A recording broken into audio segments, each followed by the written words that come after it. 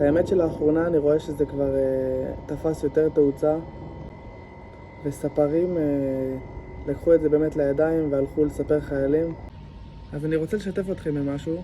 את האמת שעד לפני כמה ימים הייתי באמת אצל חיילים פה במגורים שלהם בעיר שלי, ורציתי לשתף אתכם קצת בחוויה, כאילו שתבינו אתם מה אני חוויתי וגם את החוויות שלהם.